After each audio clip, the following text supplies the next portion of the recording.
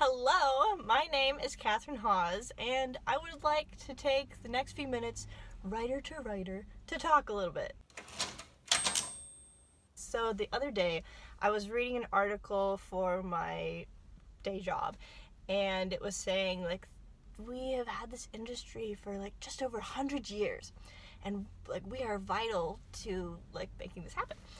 And then I was thinking, my job as a writer, writers have been around for thousands of years making people's lives better. I was thinking about how writers throughout history have made an impact on me from reading different works or just having things cataloged and keeping history and things like that. So if you are wondering if your voice matters, if your words matter, and there have already been a million writers before you, so what are you going to contribute? Why say anything if anything? Everything's already been said before. There's nothing new under the sun.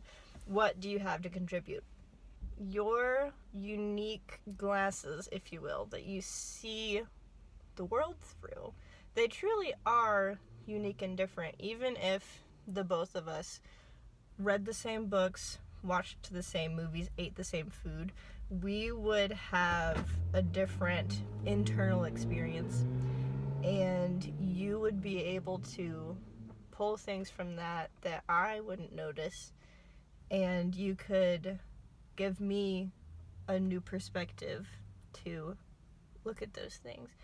And a quote from Brian Dixon that has really stood out to me. I think he said it, probably a bunch of people have said this, but what is obvious to you is magic to somebody else. You might feel that your contribution is small or it's just pieced together from a bunch of other people's things, but you do have things that come naturally to you, and they would be magic to me. I'd be like, oh, no, I've never thought about it that way. Oh my goodness. And you're just like, oh, what? I think about that literally all the time. So don't discount yourself in that way. Embrace that you do have a unique perspective. Just embrace it now, okay? I have often thought I have nothing new to contribute, or it's become kind of comical. I have this story that has been with me since mid high school, and so many times I'll encounter a story, I'm like, why does that have the exact same thing that I want to do? So for instance, there are people that can control fire in that story. And I was like, wow, this is amazing, entirely new thing. Nobody's ever done this before. Ha, Catherine.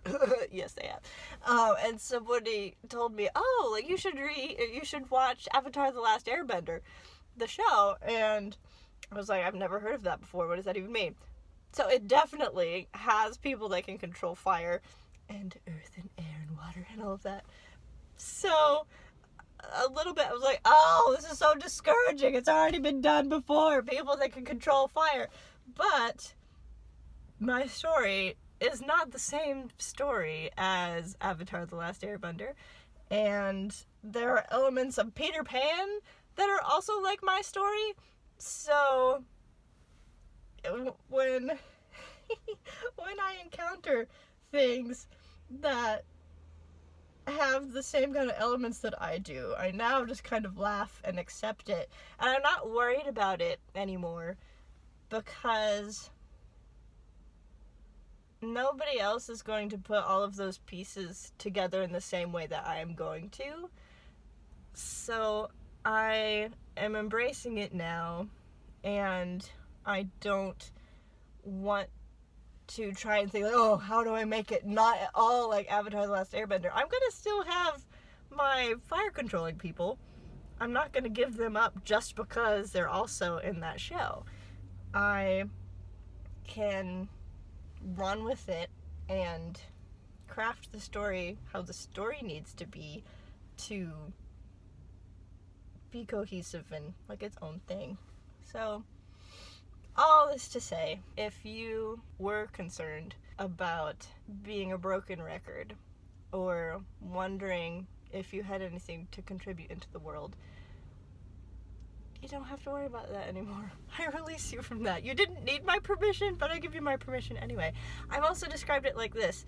If we didn't have dandelions this spring, because all the dandelions were like, well, we've already had a gazillion, million, trillion dandelions before, so we might as well just not have any more dandelions.